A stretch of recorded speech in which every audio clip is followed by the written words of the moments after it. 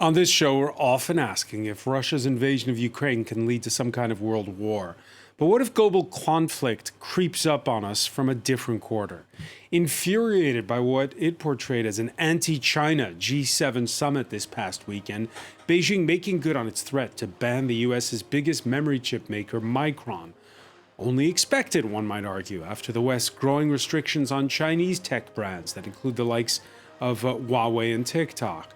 A fight for market share disguised as a battle of values? Or is technology the battleground of national security in this, the information age? The Cold War had the space race, but this is different. How will U.S. allies like South Korea, chip makers in their own right, react? Can democracies really decouple from a China that's still the world's factory? The COVID pandemic forced a reckoning on about the West's overdependence on made-in-China products for its essentials. Now, as the U.S. heads into an election cycle, as an aging China grapples with a slowing economy, the forecast calls for lots more finger-pointing. But what is the way forward? Today in the France 24 debate, we're looking at the collision course between the U.S., its allies, and China. And with us, she ran preparations for not just G7s, but G20s, APEC summits for Barack Obama's White House. Caroline Atkinson, Senior Global Strategist at investment firm Rock Creek. Thanks for joining us. Thank you. Welcome to Paris. Thank you very much. Wonderful here. Franco-German entrepreneur and commentator Jakob Hessler. Nice to see you. Good to see you. And Jean-Baptiste Monnier, Vice President of the Paris-based Asia Center think tank. How are things? Great. The France 24 debate, where you can join the conversation you have on Facebook, Twitter, and Instagram, the hashtag F24debate.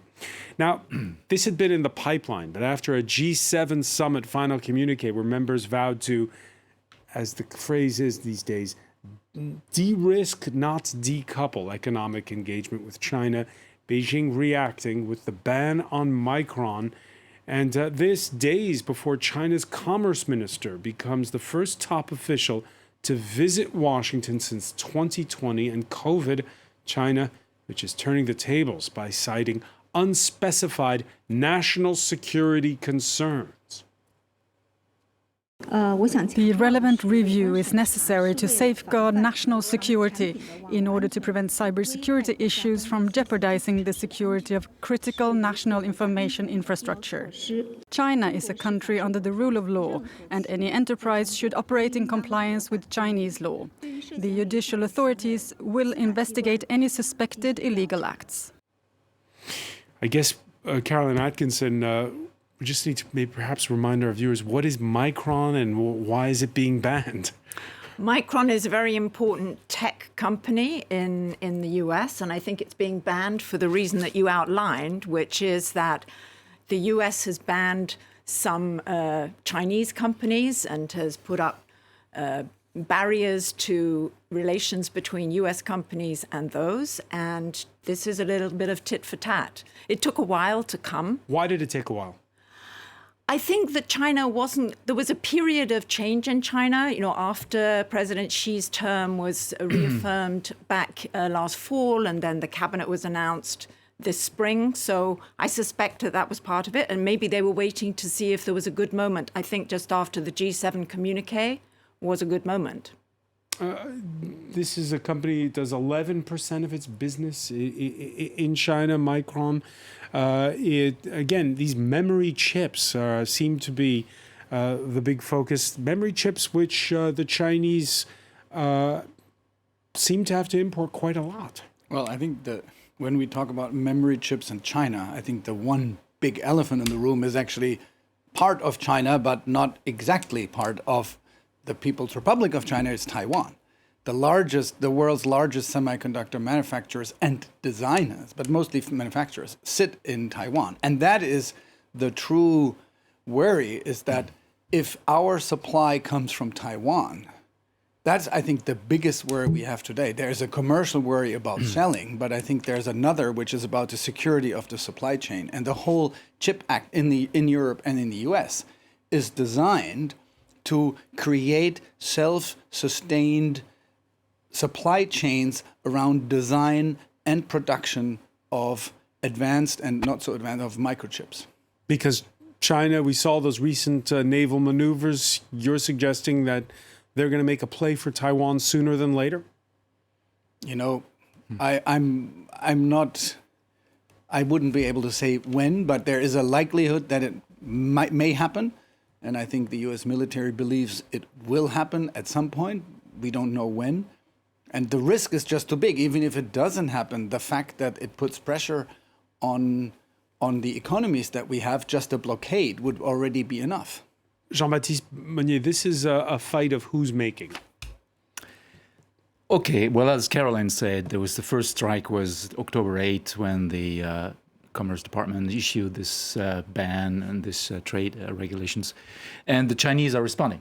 Now, I think this whole motion is moderated by the Cyber Administration Act in China, but it's also very suspicious. So let's dig into that. It's really about memory, not so much about semiconductor and chips. And memory is produced by Micron, produced by Samsung, produced by YMTC in China, for example. And it's moderated as a response because it comes 7 months after this decision. It comes after Micron. And just to be clear, memory chips, it's everything from your washing machine to AI, right? No, it's along with the CPU. So you have a CPU that processes the data, and then you have different types of memories. Here we talk about DRAM, dynamic random access memories. So this is one class of memories. These memories that fade away. So this is part of it. Micron is going to lose indeed a single digit or close. So it's not major. It's one company on the entity list from China. But it's suspicious because it comes after Biden, as you said, talked about thawing relations. So it's suspicious because it's adding salt to the wounds of China because they were cut off this microcomputer ban from the United States. And it's also very suspicious because they talk about cybersecurity and large systems, but those memories are very hard to use if you want to break into the computer system. I mean, these memories fade away. They forget everything once you turn the computer off. And so you cannot and they're actually quite standard. You cannot. The computer refreshes. It's a commodity product.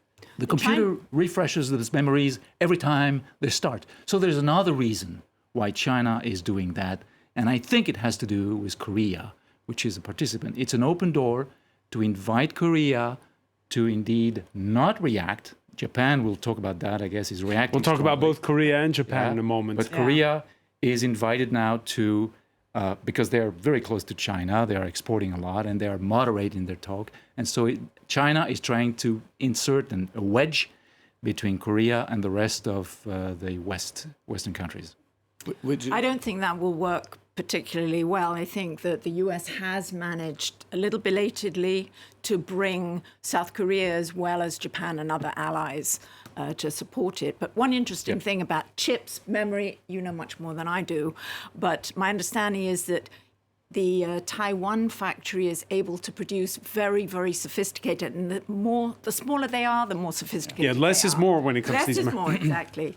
And that's why, and in China, they can produce some of these semiconductor chips, but they are larger ones. So for your toaster, not for your air defense missiles. And I think that's exactly why they chose, I think, this Micron case. It's a technologically unassuming case. It's not particularly complex as a model of a chip, but the underlying, and I think you asked about the underlying story. I think the underlying story fundamentally is this split. Is that you try to find an angle where you can hurt without cutting the access to the really high-end chips, the ones that are produced in Taiwan, mostly designed in the US actually, because the top 10 chip designers were really these smaller than 7 nanometers. That's the leading edge are designed they're all virtually almost all in the US. But all right, so let's talk about South Korea and Japan, beginning with South Korea. The US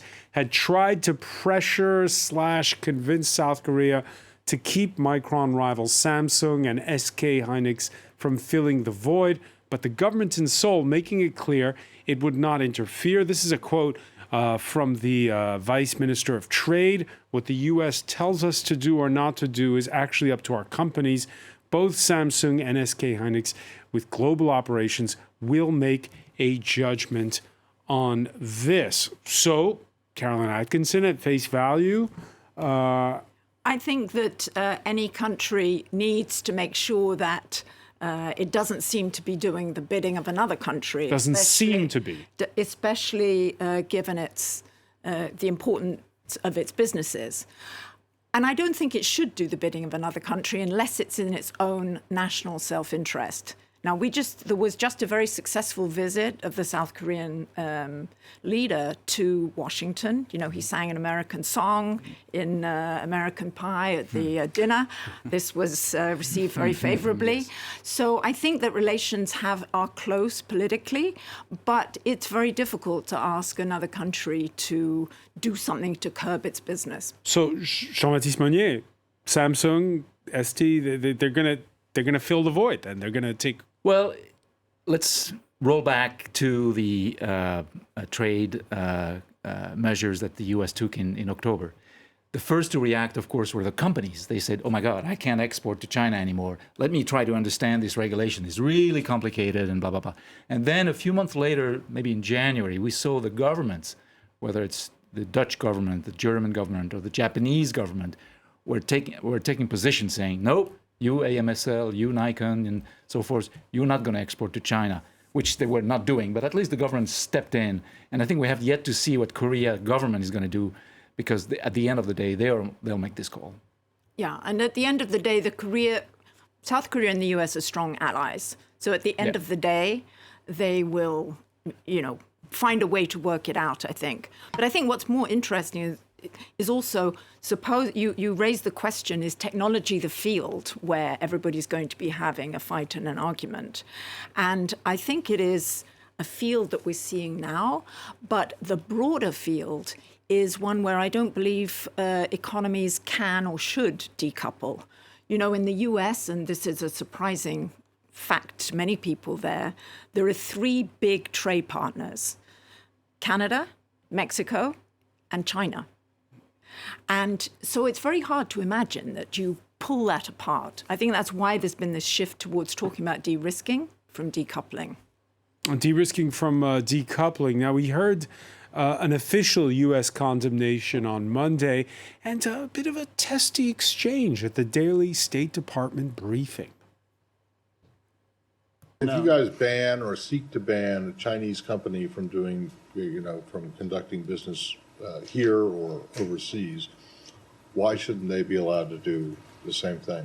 I will say that we have made clear that there are concerns that we have with Huawei and the use of Huawei technology. That's a national security concern. But China's allowed to have national security concerns too, aren't they? They are, but as I said, they have made clear that they're open for business and said there would be a transparent. Well, you made clear that you're open for business too. They have said they would have a transparent regulatory framework, something I think we have here that does not exist in China. Jakob Hessler, your reaction to that? I mean, this is just fair game. This is all just basically, economic rivalries. I mean, I think there is a major economic rivalry or a systemic rivalry, and it's just about money. About bigger, but I think this is almost like it's a sideshow that's been opened in which both sides will test in a certain way how this will play out. That's why I think they took memory and not any of advanced technology. That's why there's no, it's not AI. And I think in a way, I think there are more important questions at the moment in the U.S.-China relationship in the medium term than whether there's this sort of commercial ban on X%, a certain ban, not particularly painful. Okay, so let's cut to the chase here. What's it about? Well, I think it's about, I had my former professor, Graham Allison, called it the Thucydides trap. Yes. So it's basically you have an empire that has been on top of the world, and you have a rival who is emerging. And the question is, will the rivalry inevitably lead to war, which is what Sparta and Athens would suggest, or can you find ways, and that's why the de-risk and not decouple. The question is, can you entertain a systemic rivalry between 2 systems, 2 geographies, 2 major economic powers without them going to war at one point or another, because the rise of China at one point means diminished US influence. You can see it, and I think that's the other next to technology is look at the seas. It's a naval battle. It's the battle of who controls the commercial straits, the expansion of China into the South China Sea, more and more planting little islands here, putting a plant here, or taking, creating. I think that's the nature of the rivalry we're talking about. And to me, this memory debate is only a chip, so to speak, a small chip in that game. But I may be wrong. There's two schools of thought when it comes to China, Jean-Baptiste Monnier. One is that China has vast imperialist designs, and the other saying, well, China doesn't want to rule the world; it maybe wants to buy it, but not rule it. Your thoughts on what Jakob is talking about, particularly when it comes to, physically controlling vast swathes of the globe. Yes, they're clearly redrawing the lines. And we've seen that with the surprising alliance they have, this no-limit partnership with Russia at a moment of war, and they've sustained this relation. So they're looking for new areas, new spaces. They are very much anti-West. There is an ideology gap, of course, but they are looking at the global South as the future for themselves. But it's not easy for them because they have weaknesses. The rebound from China is not what they expected. There is problems with real estate, with growth, with unemployment, with self-sufficiency, which they really want to achieve in many areas. And there's a lot of their technologies that they want to lead that can only be achieved by working together globally. So there is some limits to what they're... Yes, and I think that in the US, there has been for a long time a fear of China because basically of economics, but that has now been joined with what's new is that in the US, in this administration, Biden administration, following on President Trump, has picked out China as a place where we need to be competitive and where there may be conflict and not just cooperating. And arguably, there's a country that's even more aggressive on this point in the United States. That's Japan. Yes. Before the G7 summit last week, Prime Minister Kishida met with, you could call it semiconductor royalty, the CEOs of Intel, Taiwan's TSMC, Samsung, and Micron's Sanjay Mehrotra. This as Japan prepares, as of July, curbs on the exports of crucial chip-making equipment that could impact production of lower-grade silicon used in everything from cars to washing machine. China, which summoned Japan's ambassador after the G7, directly blaming it for the communique that was put out there at the end. So South Korea is one case, Japan is another. Yeah, and Japan historically, of course, with China has had tense relations. So I don't think it's surprising that we see that now. What is a bit different is that in the past, or 5-10 years ago, certainly 10 years ago, the United States was certainly a strong ally of Japan, but was also working with China. I mean, it was only in 2014, 2015 that the US and China worked together to broker a climate agreement between them that paved the way for a successful Paris Accord. So I think that the Japan tensions are not so surprising. What's a bit different is where the US is playing this. Jean-Baptiste Monnier. I would characterize the situations between Japan and Korea as similar in a way. They have massively invested in China. That's key to their growth and their democracy.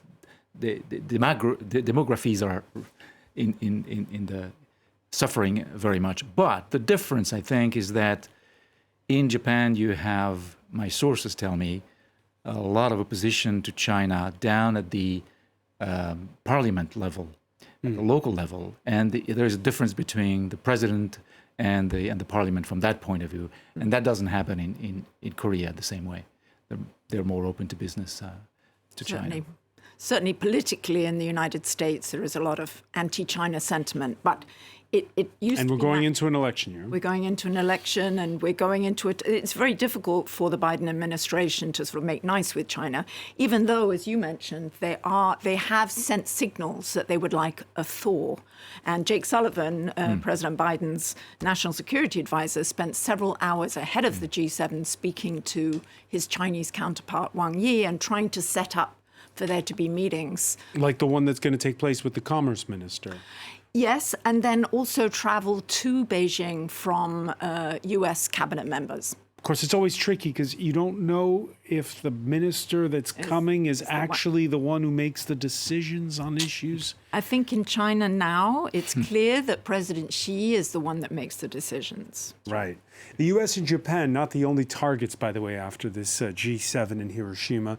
The Chinese embassy to the UK employing some undiplomatic wolf warrior language in a statement denouncing remarks by Prime Minister Rishi Sunak at the Hiroshima summit, calling the calling Britain a U.S. vassal and threatening damage to those ties.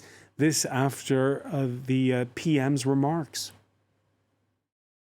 China poses the biggest challenge of our age to global security and prosperity. They are increasingly authoritarian at home and assertive abroad. And as the G7 have showed, the UK's response is completely aligned with our allies.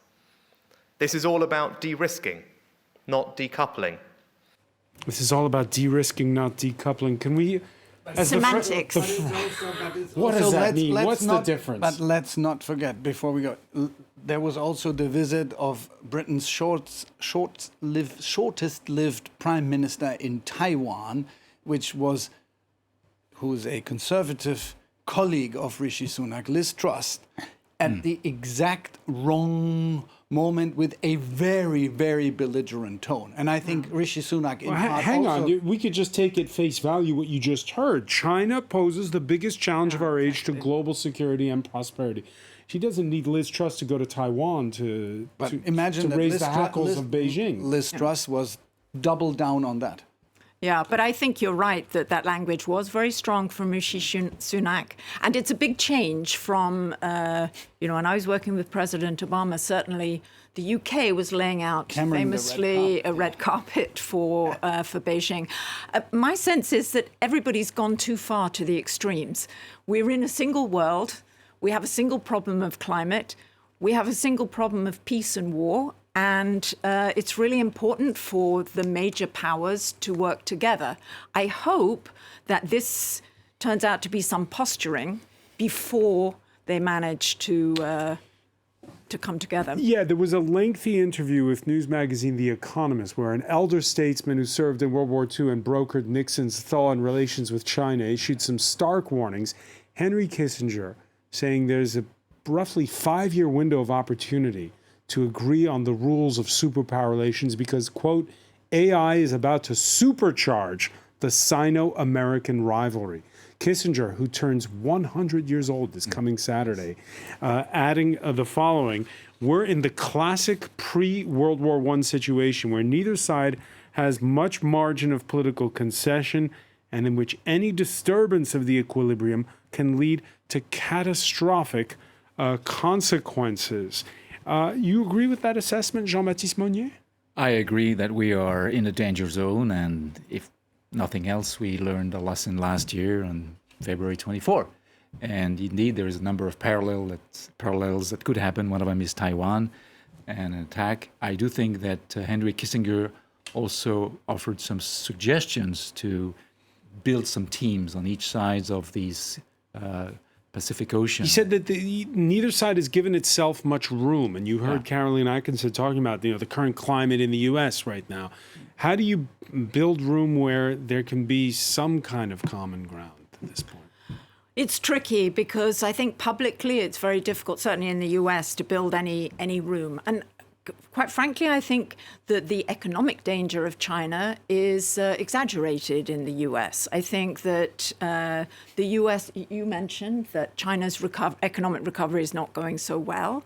The COVID lockdown was a big blow to Chinese. And I think that China's in this period where they're no longer the largest economy, largest population in the world. India is coming up, is now larger. And I think that the US and its allies in the West, there's a lot that we have to offer, and there's a lot of vibrancy and growth and attractiveness. And I think we should be comfortable with that. But in terms of finding space, I understand that some people in the US fear that China doesn't want to find that space. And that's what we will see in coming weeks. Maybe China likes to keep the US a little off balance on some of these military issues. Yeah, I think it's the economy. It's not the economy the key issue. I mean, people always say, yes, by 2000X, China will be total in number bigger, but per capita, which is the real measure, is per capita. They are still far away, and there's a lot of discussion of whether or not China can really break through the middle income trap, which is at They've not broken through. No. China is today a prospering middle income country. And as a middle income country, if you want to break into the top league, you not only need a few top scientists, you need an economy that's vibrant. Today, China invests a lot, but a lot has been into real estate, which is not doing too well. It has a shrinking population, a demographic problem. So there are a lot of things which are not going so well. And of course, the military posture is something where you could say that's something to keep everyone else on their toes. And it keeps the debate. The only problem is, I think, as Henry Kissinger rightly said, there's not a lot of room maneuver, and something wrong can happen, and then sort of self-propelled things set in motion, and then suddenly we're at war. And I think, or is that alarmist? Is that impossible? When I look at your native Germany and how dependent it is on exports of to China. Yeah, I mean, you'd see Europe would want to play the moderating faction probably between the two and find its own diplomatic identity if it can. But I think the Taiwan, though, is the thing that does worry me, because there used to be a general consensus that strategic ambiguity about Taiwan, it's not that the question was solved, but everybody agreed we're not going to ask it. And if everyone asks you say, there's ambiguity on all sides, and everybody seemed to accept that. And that ambiguity has clearly broken down. The U.S. saying we would stand by our ally, and China saying, and these very, very martial announcement about the Chinese army has to be ready by 2025 or 2030 with certain programs, these very aggressive marine landing maneuvers and the flying over the island. That's where I fear is the sort of potential for a Sarajevo-type moment, where then suddenly you come and help, and then boom. Why did this ambiguity, I'll put it to you, Jean-Baptiste Monnier, why did this ambiguity get broken? Well, there is the official ambiguity, which is the U.S. position, which Biden has stepped across the line of, but it's still there, which is pulled back. So this is being managed, and I think... When did this happen? When Nancy Pelosi went and visited this then Speaker of the House of Representatives? No, it was, I think, in a press conference. By accident. It has happened several times that when asked, Biden has appeared to go further than the official position. And then people say, has the U.S. position changed? And then the official line is, no, it hasn't changed. But... Right. The whole country is, if I may call it a country, is an ambiguity. First, its name. I mean, it was the name Republic of China. It was the name of mainland China that moved. I mean, the whole country moved with 2 million people, and the suitcases with the jewels of the Forbidden City. And so this is unique in the world. There's no more difficult problem than this one. I agree with that, with you on that. And I think that China doesn't want a war. Their Sun Tzu philosophy is win without fighting. So they did that in Hong Kong.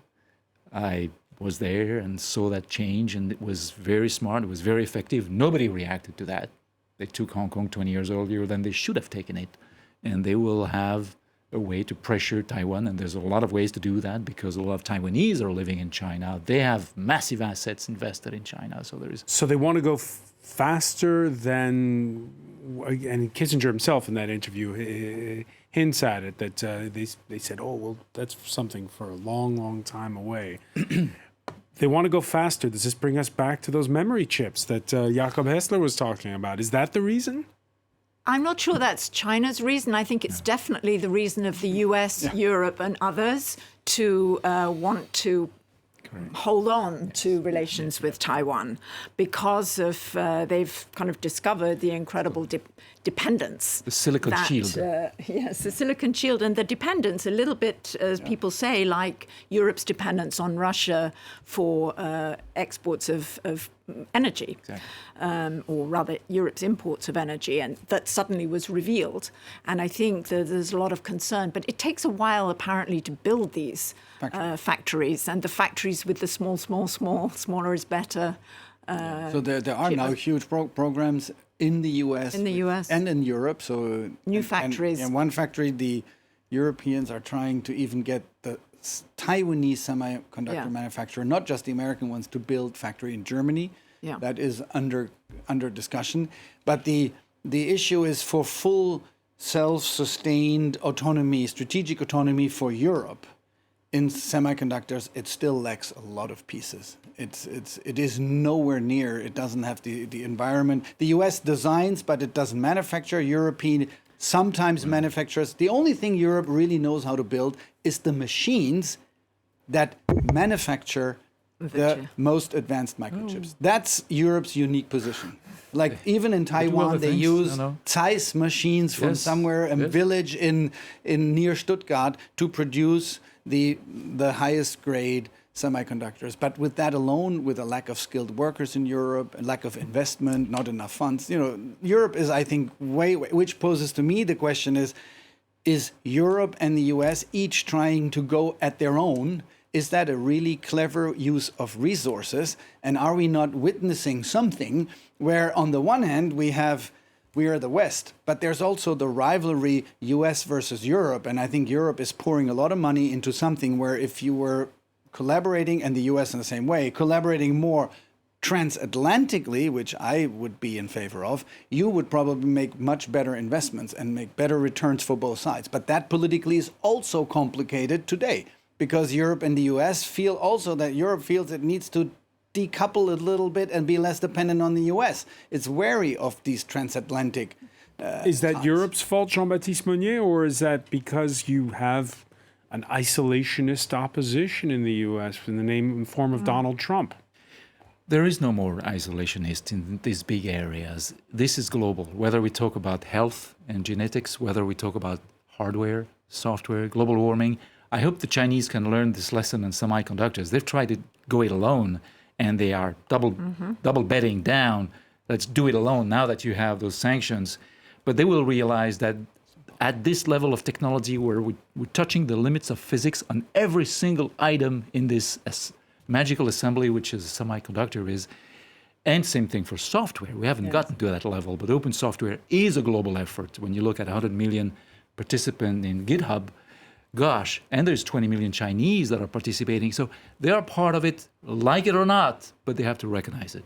There is a country that's tech savvy, and to counterbalance an increasingly expansionist China's clout, it's not just the United States that people are turning to. Australia's Prime Minister, Anthony Albanese, thrilled to share the stage this Tuesday at a 12,000-strong rally in Sydney alongside Indian Prime Minister Narendra Modi, laying on the charm. There was supposed to be a summit of the so-called Quad, which also includes the U.S. and Japan, but because Joe Biden had to go back to the U.S. To deal with the debt ceiling, that didn't happen. But still, Narendra Modi going to Australia. Your thoughts, Caroline Atkinson, when you look at those images? Well, India is certainly an important player and will be an important player going forward.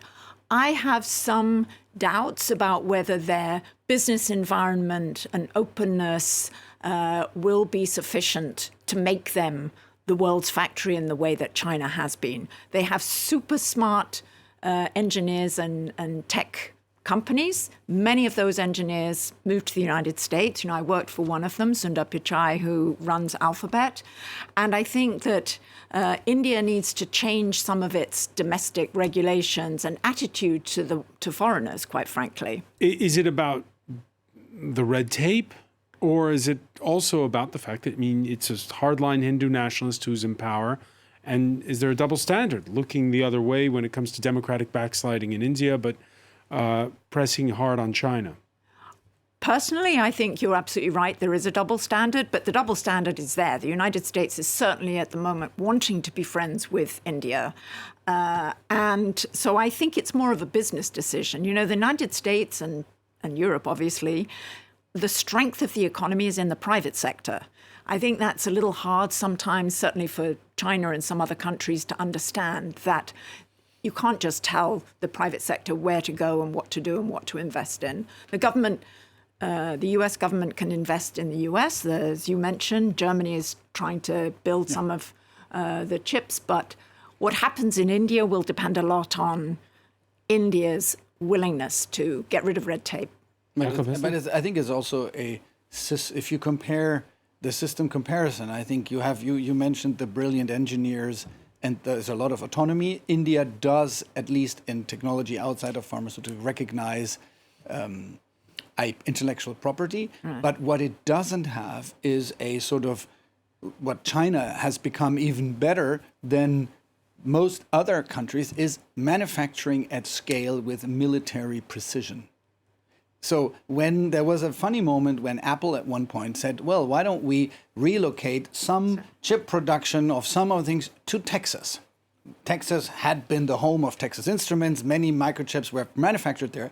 And they realized they couldn't do it in the quality and the speed, not even the cost. They just couldn't do it as well as the Chinese. And I think that manufacturing at scale is something that in India, given the complexity and the fact that it has to be the state to organize, and the state is notoriously bad at organizing these things in any country. Actually, if you try to organize, the state tries to organize a semiconductor factory in France, it would be failing as well. Jean-Baptiste Monnier? India has definitely to suffer their own infrastructure. If they want to manufacture, they have problems with power, with transportation. This is really hard for them. But they're so smart, and the ecosystem for high-tech and entrepreneurship and software in particular and services is great, and this will take them far. Now, they have a long way to go. They are, vis-a-vis China, but in this Quad, I think they have indeed tilted away from China because of the disputes in the Himalayas, where there was an agreement in 2018, and then the war broke out in 2020. So now they're very suspicious about China, and therefore you have Modi in Australia embracing. The question for the Quad, I guess, is going to be because he needs Russian arms to China. Now they're benefiting. They're benefiting even more than China, because they're not only using the Russian oil, but they're selling the products back to us. So that's working. But at least we had Modi meeting Zelensky. If we switch a little bit to what's happening with Ukraine in Japan over the weekend, so maybe some of that personal effort will pay off. But certainly, I think that India has still some inbuilt kind of concerns about the West, which in a way are understandable. But India is going to be chairing the G20 summit, in September, I think, just at the end of the summer. So that will be another interesting moment. What will they agree to in that summit? And there is still convincing to be done when it comes to these issues at these summits. Because I ask you because of the fact that you worked on so many of them. You have to still do convincing. And the United States... It isn't all pre-scripted. By the time the leaders get there, you hope that it's mostly, if you're the Sherpa as I was, you hope that it's mostly pre-scripted. But you also have usually a couple of issues where leaders around the table can pressure each other.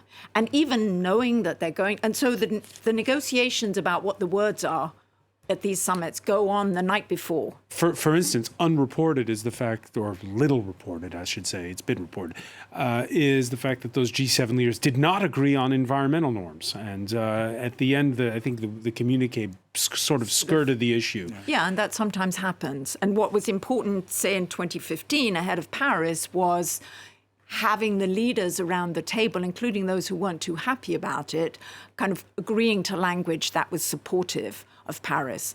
And obviously, the G7, it's easier to reach agreement because they're a smaller group and they're more consistent economies. The G20 is now a big, somewhat unwieldy group. You know, it includes China, Russia, and these can be complicated to get agreement. It's a globalized world. And what we're talking about here is a sort of a rules-based order that the big powers can agree upon. And that's the danger we're seeing now, right? With this standoff, with the way things are going now, we're drifting away from that. Yeah, and I think that China sometimes says, look, it's a rules-based order, but who made the rules? We didn't make the rules, so we don't... Is it right, for instance, that we're still using the permanent members of the Security Council, so the winners of World War II, the fact that the World Bank and the IMF are set up by the winners of World War II? The World Bank and IMF, their voting power is uneven, let's say. There's a very strong European representation, much less strong Asian and Chinese. However, China has a very important voice in those institutions, and it can use that. Russia's also a member. So actually, since the end of the Cold War, they have become more inclusive, those organizations. And I think they can be used, including to help some of the problems of poverty that are also loom large that we don't talk about so much these days. So the decoupling, is it the trend, Jakob Hessler?